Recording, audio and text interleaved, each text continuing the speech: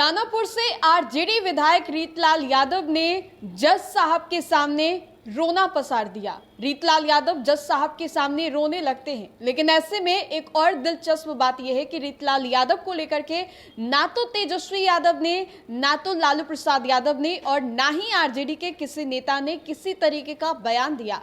कल रीतलाल यादव को भागलपुर के सेंट्रल जेल से पटना लाया जाता है। पटना के सिविल कोर्ट में रीतलाल यादव की पेशी थी। रीतलाल यादव जो हैं वो पेश तो होते हैं, लेकिन जज साहब के सामने रीतलाल यादव जो है वो रोने लगते हैं। रीतलाल यादव ये कहने लगते हैं कि हुजूर मुझे इच्छा मृत्यु दे दीजिए, मैं उब चुका हूं, अब और केस मेरे ऊपर ना ठोके जाएं, कोई भी मेरे केस को सुन नहीं रहा है, यहां से मुझे पटना के बेउर जेल में भेज दीजिए, भागलपुर के सेंट्रल जेल में मेरे केस को कोई ले भी नहीं रहा है। ये रीतलाल यादव का बयान था। लेकिन देखिए, रीतलाल यादव के बयान के बाद और कई बातें जो है वो निकल करके सामने आ रही है कि कैसे रीतलाल यादव जो है वो जज साहब के सामने रोने तो लगते हैं, लेकिन पार्टी का क्या स्टैंड है रीतलाल यादव को लेकर के। आखिर रीतलाल यादव को लेकर के आरजेडी की ओर से कोई एक्शन क्यों नहीं दिख रहा है? आरजेडी की किसी भी नेताओं की ओर से कोई बयान, कोई पोस्ट या कोई भी नोटिस जो है वो क्यों नहीं दिखाई दे रहा है? रीतलाल यादव जो कि कई दिनों से भागलपुर के सेंट्रल जेल में है, भागलपुर के सेंट्रल जेल में सजा काट रहे रंगदारी वाले मामले को लेकर के।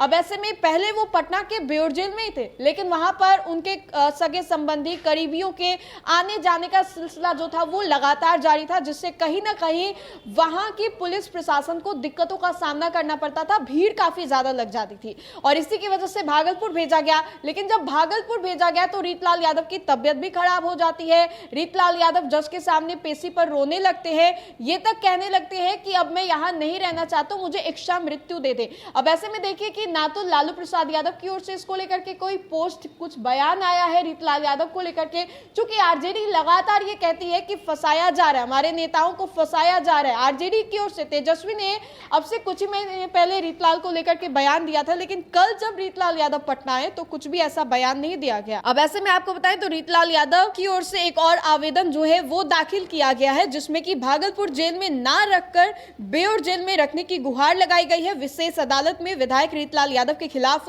धन शोधन निवारण अधिनियम के तहत एक मामला जो है वो चल रहा है। इस मामले में पिछले 2023 से बहस व सुनवाई पर चल रही है।